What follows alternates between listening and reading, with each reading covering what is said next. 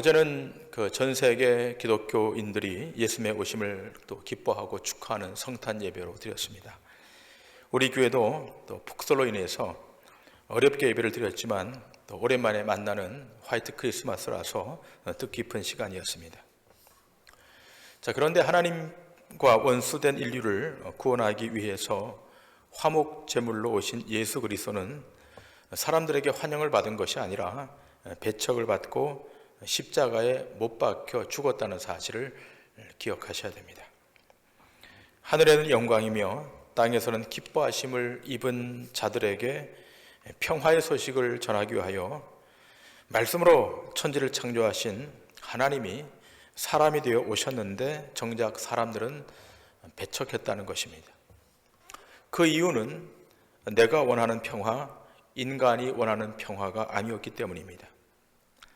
예수님께서 십자가로 이루시는 평화를 아무도 원하지 않았습니다. 그래서 유대인들과 이방인들이 합동으로 예수를 멸시하고 배척했는데 그 사건이 십자가 사건입니다. 그런데 놀라운 것은 그 십자가 앞으로 예수님 스스로 가셨다는 것입니다. 겉으로 보면 유대인들이 예수를 죽이라고 빌라도에게 압력을 가하고 그 압력을 받은 빌라도는 죄 없다 하면서 압력에 밀려 예수를 죽음에 넘겨준 것처럼 보입니다. 그러나 요한복음 10장 18절에서는 이렇게 기술하고 있습니다. 요한복음 10장 18절입니다. 이를 내게서 빼앗는 자가 있는 것이 아니라 내가 스스로 버리노라. 나는 버릴 권세도 있고 다시 얻을 권세도 있으니 이 계명은 내 아버지에게서 받았노라 하시니라. 예수님은 누구에게 통제를 받으시거나 지시를 받으실 대상이 아닙니다. 버릴 권세도 있고 얻을 권세도 있으신 전능하신 주이십니다. 마음만 먹으면 십자가를 지지 않고 자신을 멸시하던 자들을 다 멸하실 수도 있었을 텐데 그렇게 하지 않으시고 스스로 십자가를 지신 것입니다. 이렇게 십자가를 지신 예수님, 그 예수님이 유대인들의 눈에 의하면 저주받아 죽은 죽음에 불과했고 또 이방인들의 눈으로 볼 때는 로마를 반역하다 죽은 죽음처럼 보입니다. 하지만 성경은 전혀 다르게 말합니다. 그 십자가로 말미암아 구원의 길이 열렸고 죽음에서 생명에 이르는 놀라운 신비가 주어졌다라고 증거합니다. 그래서 예수님은 십자가를 지시고 그 위에서 다 이루었다라고 말씀하십니다. 무엇을 이룬 것입니까? 영원 전에 성부와 성자의 언약, 그 약속을 다 이루신 것입니다. 이 언약 안에 생명이 있기 때문입니다. 이 생명이 담겨져 있는 이 언약의 완성을 우리 주님이 십자가 위에서 이루신 것입니다. 그러므로 누구도 주목하지 않았던 그 십자가의 죽음이 언약의 완성입니다. 이 언약의 완성은 예수님의 죽으심 그 피로 세워진 새 언약입니다. 그러므로 이제부터 예수님을 믿는 자가 구원을 받습니다. 이것이 참으로 온 세상에 미칠 가장 큰 기쁨의 소식, 복음입니다. 바로 이 복음이 일단의 사람들에게 전달되었고 이 복음을 듣고 회심해서 유럽 최초의 교회가 세워졌는데 그 교회가 오늘 이 본문에 등장하고 있는 빌립보 교회입니다. 자, 그런데 바울이 이 빌립보 교회를 개척하고 떠난 다음 문제가 발생합니다. 복음이 위협을 받게 되었고 이 공동체가 심각한 위기 앞에 직면하게 되었습니다. 자, 그래서 바울은 이렇게 권고합니다. 빌립보서 3장 1절 이하의 말씀입니다. 끝으로 나의 형제들아, 주 안에서 기뻐하라. 너희에게 같은 말을 쓰는 것이 내게는 수고로움이 없고 너희에게는 안전하니라. 개들을 삼가고 행악하는 자들을 삼가고 몸을 상해하는 자들 하는 일을 삼가라. 하나님의 성령으로 봉사하며 그리스도 예수로 자랑하고 육체를 신뢰하지 아니하는 우리가 곧 할례파라. 우리가 지난 시간 살폈던 말씀입니다. 복음을 듣고 믿은 빌립보 교회 성도들에게 할례를 주장하는 일단의 사람들이 등장하게 되는데 그들의 주장은 이것입니다.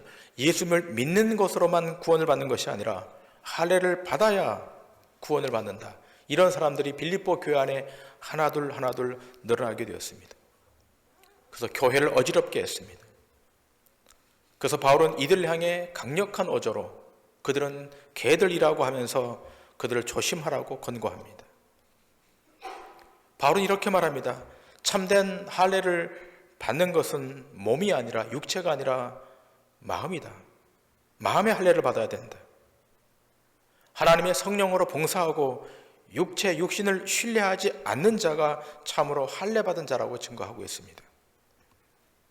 자, 그러면서 오늘 본문에 참 할례가 무엇이고 복음이 왜 생명에 이르게 하는 것인지를 자신의 이력을 다 공개함으로 증거하고 있습니다. 오늘은 이 부분을 조금 더 깊게 생각하면서 말씀의 은혜를 나누고자 합니다. 자, 먼저 바울은 자신이 난 지 8일 만에 할례를 받은 히브리인 중에 히브리인이라고 증거합니다. 빌립보서 3장 4절 이하의 말씀입니다. 그러나 나도 육체를 신뢰할 만하며 만일 누구든지 다른 이가 육체를 신뢰할 것이 있는 줄로 생각하면 나는 더욱 그러하리니 나는 8일 만에 할례를 받고 이스라엘 족속이요 베냐민 지파요 히브리인 중에 히브리인이요 율법으로는 바리새인이요. 자, 할례를 주장하는 자들에게 바울이 말합니다. 나도 육체를 신뢰할 만한 조건을 갖추었다라고 말합니다. 자, 이 육체를 신뢰한다라고 하는 말은 율법의 조건을 다 갖추었다는 것을 말합니다. 자, 이 조건에 비추어 본다면 나는 누구보다도 율법에 탁월한 위치에 있다는 겁니다. 나는 누구보다도 율법적 조건을 다 갖춘 완벽한 사람이라는 것입니다. 지금 바울은 자신이 태어난 지 8일 만에 할례를 받았다고 말합니다. 다시 말하면 모태 유대인이라고 하는 겁니다. 또 그리고 바울은 길리기아 지방 다소라는 지방에서 태어났는데 태어날 때부터 그는 로마 시민권을 갖고 있었습니다. 로마 시민권을 어떻게 획득했는지 성경에 기록되어 있지 않습니다만 그의 신분은 모든 이방인들이 그토록 취하고 싶었던 로마 시민권을 갖고 있었던 로마 시민권자였습니다. 그리고 바울은 유다 지파 중에서도 엘리트 지파였던 베냐민 지파 사람이었습니다. 이스라엘이 남과 북으로 갈라질 때 남유다, 정통성 있는 남유다에 유일하게 가담했던 지파 베냐민 지파, 자신은 그 정통성을 계승한 베냐민 지파 사람이라는 겁니다. 여러분 아시다시피 이스라엘의 초대 왕이었던 사울 왕이 바로 이 베냐민 지파 사람이었습니다. 그리고 율법으로는 자기는 바리새파 사람이라는 겁니다. 소위 이스라엘의 엘리트 그룹이라는 것입니다. 여러분 마치 우리나라 역사의 귀족 신분 중에 성골 같은 그런 뼈대에 있는 신분이라는 겁니다. 후천적으로 얻어낼 수 있는 것이 아니라 이것은 선천적으로 주어지는 특권인데 자신은 그런 사람이라는 겁니다. 자, 그런데 그런 바울이 오늘 본문에 이렇게 증거하고 있지 않습니까? 빌립보서 3장 6절입니다. 열심으로는 교회를 박해하고 율법의 의로는 흠이 없는 자라. 자, 율법으로는 흠이 없는 엘리트 신분의 이 좋은 신분을 갖고 있던 바울이 오늘 본문에 보니까 교회를 핍박했다고 합니다. 바울이 이 교회를 핍박할 수 있는 명분으로 삼았던 것이 자기는 율법의 의로는 흠이 없다는 것을 명분으로 그렇게 했다는 겁니다. 여러분 율법의 의로 흠이 없다라고 하는 것은 모세오경에서 규정하고 있는 계명 613가지를 다 외우고 다 실천하는 것을 말합니다. 그러니까 이 바울은 모세오경에 기록된 613가지의 계명을 다 외웠고 다 실천했던 그런 사람입니다. 얼마나 율법적으로 완전한 사람인가를 우리에게 보여주고 있습니다. 지금 이 정도라면 율법의 어느 클래스에 와 있는지를 짐작하고도 남게 합니다. 바울은 바리새인 중에 바리새인이었습니다. 당대 가장 유명했던 가말리엘 학파의 문화생이었습니다. 누구도 바울을 따라갈 수 없었습니다.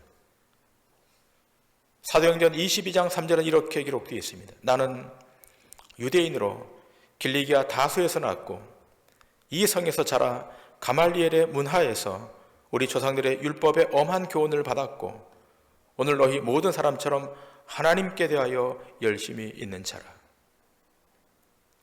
사도행전이 기술하고 있는 바와 같이 그는 태어나면서부터 히브리인 중에 히브리인이었고 율법의 의로는 흠이 없는 자였고 그는 바리새파 중의 사람이었습니다. 그런데 그의 결론은 무엇입니까? 교회를 핍박했다는 겁니다. 개종한 그리스도인들을 정죄하여 그들을 사회에서 매장시키는 것이었습니다. 그 대표적인 사건이 바로 스데반 순교 사건입니다. 사도행전 8장 1절 이하에 이렇게 기술되어 있습니다. 사울은 그가 죽임당함을 마땅히 여기더라. 그날에 예루살렘에 있는 교회에 큰 박해가 있어 사도 외에는 다 유대와 사마리아 모든 땅으로 흩어지니라. 경건한 사람들이 스데반을 장사하고 위하여 크게 울더라. 사울이 교회를 잔멸할세 각 집에 들어가 남녀를 끌어다가 옥에 넘기니라.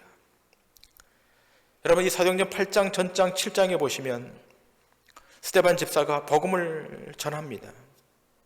그러자 일단의 사람들이 마음에 찔려 스데반을 향해 돌을 듭니다. 스데반 집사는 아랑곳하지 않고 그들에게 말씀을 전달합니다. 유대인들이여, 하나님의 영광과 예수 그리스도께서 하나님의 우편에 서신 것을 보십시오. 이 말을 들은 유대인들이 일제히 귀를 다 막고 돌을 들어 스데반을 칩니다. 스데반의 몸에서 피가 흐릅니다. 그렇게 죽어가면서 스데반은 하나님 앞에 간구합니다. 하나님, 저희들의 죄를 용서해 주옵소서. 자, 그런데 바로 그 현장에 바울이 있었고 바울은 스데반의 죽음을 당연하게 여겼습니다. 그리고 교회를 잔멸합니다. 각 집에 들어가서 개종했던 사람들을 끌어냅니다. 그 옥에 가둡니다. 유대 땅에서만 그렇게 했던 것이 아니라 이방인 지역으로 넘어가서 유대인들을 잡아옵니다. 사도행전 9장에 이렇게 기술되어 있습니다. 사도행전 9장 1절부터 5절입니다. 사울이 주의 제자들에 대하여 여전히 위협과 살기가 등등하여 대제사장에게 가서 다메섹 여러 회당에 가져갈 공문을 청하니 이는 만일 그 도를 따르는 사람을 만나면 남녀를 막론하고 결박하여 예루살렘으로 잡아오려 함이라. 사울이 길을 가다가 다메섹에 가까이 이르더니 호련히 하늘로부터 빛이 그를 둘러 비추는지라. 땅에 엎드러져 들음에 소리가 있어 이르시되 사울아 사울아 내가 어찌하여 나를 박해하느냐 하시거늘 대답하여 주여 누구시니이까 이르시되 나는 네가 박해하는 예수라. 자, 사도 바울은 지금 유대 땅을 넘어 이방인 지역으로 갑니다. 당시 수리아의 수도였던 다메섹, 지금의 지명으로는 다마스커스. 그 다마스커스까지 가서 예수를 믿는 유대인들을 잡아옵니다. 자, 그런데 그 다메섹으로 가면서 예수님을 만나게 됩니다. 그 장면이 여기 본문에 기술되어 있습니다. 바울은 그렇게 생각했었습니다. 예수는 나사렛 이단의 괴수이고 예수 믿는 사람들을 잡아다가 죽이는 것이 하나님의 영광인 줄로 알았던 것입니다. 자, 그래서 대제사장으로부터 공문을 발부받아서 수리아 다메섹까지 간 겁니다. 자, 그런데 가던 도중에 십자가에서 죽으시고 부활하신 주님을 만났습니다. 그리고 주님이 나타나셔서 천둥 같은 소리로 말씀하십니다. 내가 왜 나를 박해하느냐? 함께 왔던 사람들은 아무도 그 소리를 듣지 못했는데 이 바울만 들은 것입니다. 그러자 바울이 말합니다. 당신이 누구십니까? 그때 예수님이 말씀하십니다. 나는 네가 박해하는 예수라. 바울은 그 순간부터 3일 동안 아무것도 보지 못한 채 다른 사람에 의해서 이끌려갑니다. 그리고 아나니아라고 하는 선자에게 인도되고 안수받음으로 눈에 비늘 같은 것이 벗겨지고 나서 다시 시력을 회복합니다. 자, 실제 3일 동안 보지 못한 것, 이것도 맞는 말이지만 고린도후서 3장에 기록된 바와 같이 모세의 수건, 곧 율법의 수건이 벗겨진 것으로 해석할 수 있습니다. 그는 그 3일 동안, 눈이 멀어졌던 그 3일 동안 율법의 수건이 그 안에서 벗어진 것입니다. 바울은 태어나면서부터 히브리인이었습니다. 8일 만에 할례를 받았던 베냐민 지파 사람으로 율법의 의로는 흠이 없었던 완벽한 사람이었습니다. 율법의 정상에 있었던 사람이었습니다. 그런데 그런 열정이 예수님을 믿는 사람을 잡아다 옥에 가두고 교회를 없애버리는 결과로 나타났던 것입니다. 생각해 보세요. 율법을 그렇게 많이 배웠는데, 율법의 의로는 흠이 없었던 사람인데 왜 사람들을 잡아다 옥에다 가두고 모든 교회를 다 잔멸하려고 했던 것입니까? 왜 그렇게 된 것입니까? 그것은 율법을 하나님이 왜 주셨는지를 몰랐기 때문입니다. 하나님이 율법을 왜 주셨습니까? 율법은 죄가 무엇인지를 알라고 주는 거예요. 율법을 들여다볼 때, 내 죄가 이만큼이구나. 그것을 알라고 율법을 주셨어요. 그런데 그 목적은 망각한 채 율법을 지킴으로 자기 의를 삼는 방편으로 취했기에 예수 믿는 사람들을 잡아다 죽였던 거예요. 그것이 하나님께 영광인 줄 알았던 거예요. 자기 의가 그리스도를 박해한 결과를 가져오게 한 것입니다. 로마서 10장 1절 이하는 이렇게 증거합니다. 형제들아, 내 마음에 원하는 바와 하나님께 구하는 바는 이스라엘을 위함이니 곧 그들로 구원을 받게 함이라. 내가 증언하노니 그들이 하나님께 열심히 있으나 올바른 지식을 따른 것이 아니니라. 하나님의 의를 모르고 자기의 의를 세우려고 힘써 하나님의 의에 복종하지 아니하였느니라. 그리스도는 모든 믿는 자에게 의를 이루기 위하여 율법의 마침이 되시니라. 바울이 율법에 열심히 있었습니다. 그 열심으로 누구도 따라갈 수 없었습니다. 그런데 오늘 성경은 증거합니다. 그가 하나님께 열심히 있었지만 올바른 지식에 따른 것이 아니라고 하는 겁니다.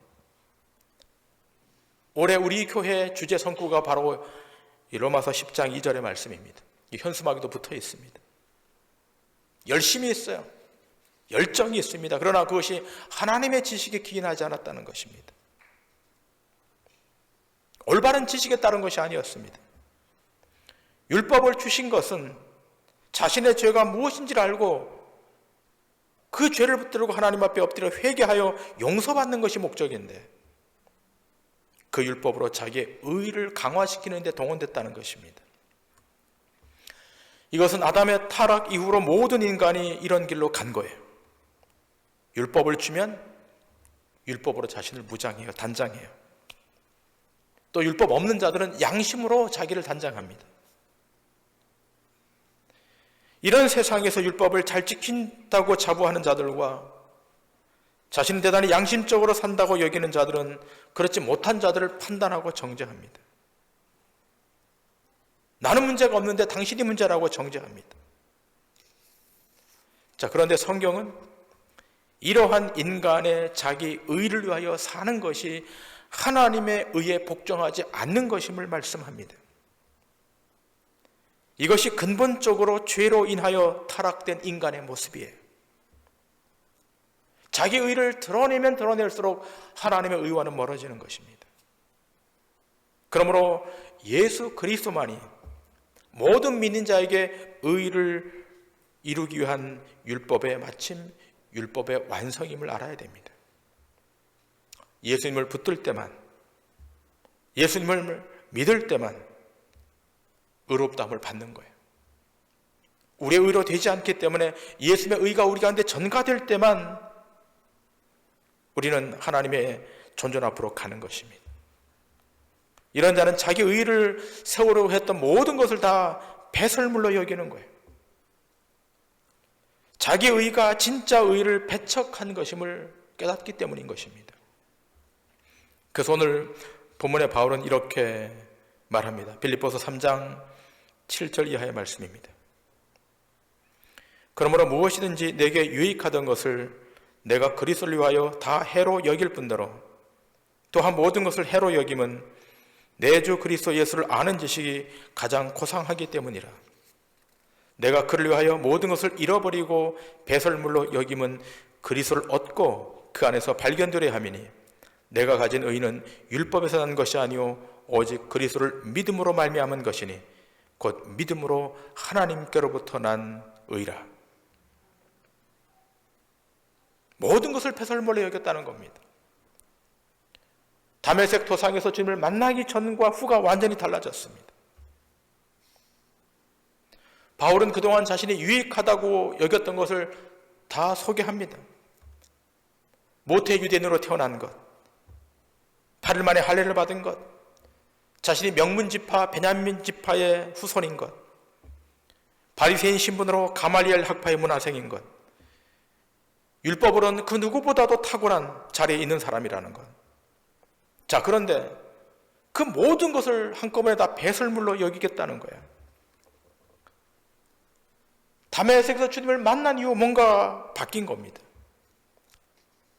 그 전까지는 이것이 자기의 정체성이었고 자기의 존재 기반이었는데 다메섹 도상에서 주님을 만난 이후에 모든 것을 다 배설물로 여기겠다는 겁니다.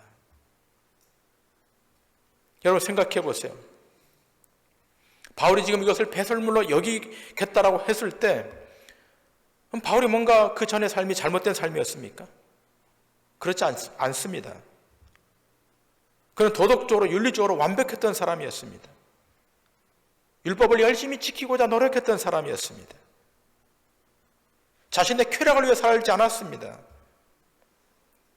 모든 율법을 다 지켜서 누구도 책잡을 수 없을 만큼 완벽하고 반듯한 삶을 살았습니다. 대단히 도덕적이었습니다. 윤리적이었습니다. 자, 그런데 바뀌었어요. 자신의 모든 것을 다 배설물로 여기겠다는 겁니다. 뭔가 일이 일어난 것입니다. 어떤 일이었습니까? 그 다메섹 도상에서 하나님이 그의 인생 가운데 들어오신 것입니다. 들어오셔서 어떻게 하신 거예요? 하나님의 자기의 의를 보여주시는 거예요.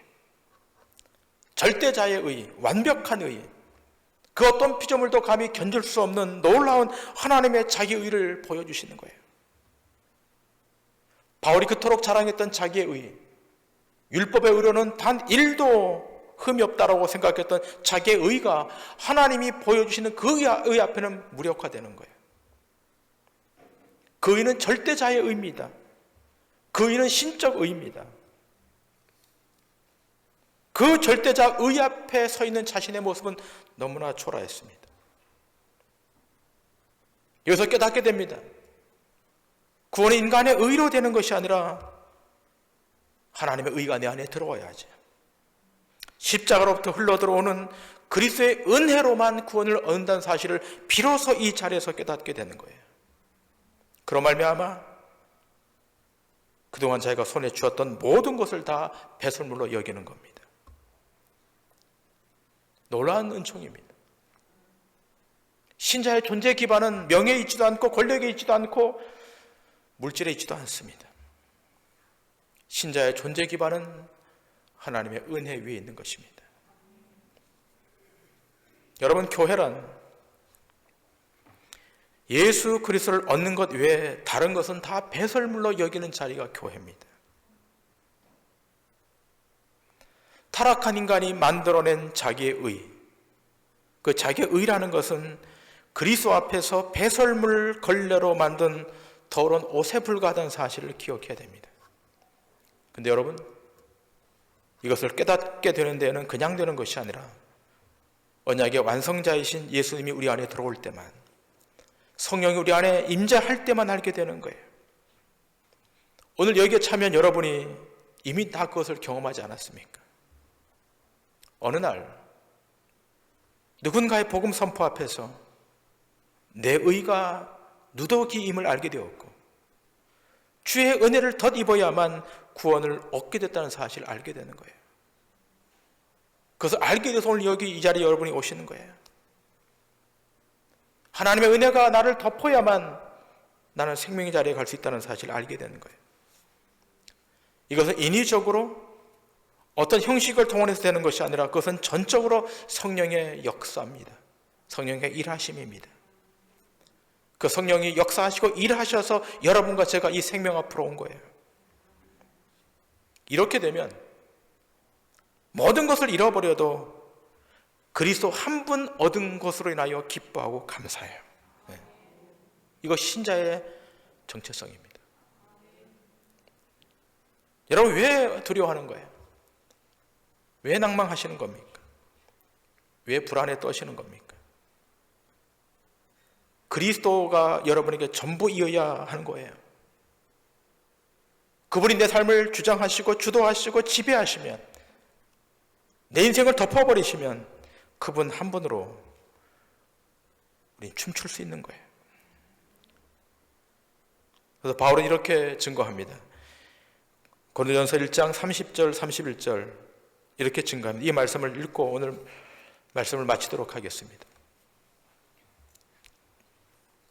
너희는 하나님으로부터 나서 그리스도 예수 안에 있고, 예수는 하나님으로부터 나와서 우리에게 지혜와 의로움과 거룩함과 구원함이 되셨으니 기록된 바 자랑하는 자는 주 안에서 자랑하라 함과 같게 하려 함이라. 예수가 우리에게 어떤 분이십니까? 우리에게 지혜와 의로움과 거룩함과 구원이 되셨다는 거예요. 여러분, 우리 인생의 가장 큰 사건, 가장 큰 사건은 예수 그리스도가 나를 구원한 것입니다. 그 은혜가 나를 덮어서 구원의 자리에 이르도록 한 것, 이것이 인생의 가장 큰 사건이에요.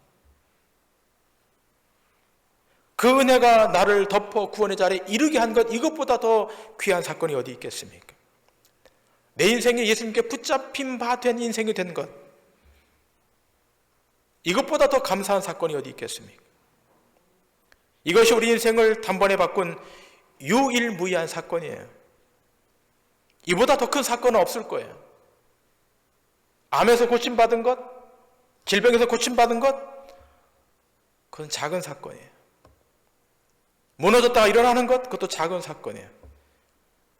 그것이 여러분의 인생의 성패를 좌우할 수는 없어요. 그러나 여러분의 인생을 승리로 이끈 사건, 그것은 예수 그리스도의 은혜가 우리 가운데 들어와 우리를 구원의 자리 앞으로 이르게 한 것, 그것은 가장 큰 사건입니다. 그러므로 이제부터 주님이 이 땅에 오실 때까지 오직 주님께만 붙들리시고 주님께만 의존되셨다가 신랑 되신 주님이 우리 앞에 오실 때 여러분 모두가 다 거룩한 신부로 그 주를 만남으로 영생의 자리 안으로 들어가는 그런 은혜의 축복의 역사가 있기를 주님의 이름으로 간절히 축원합니다.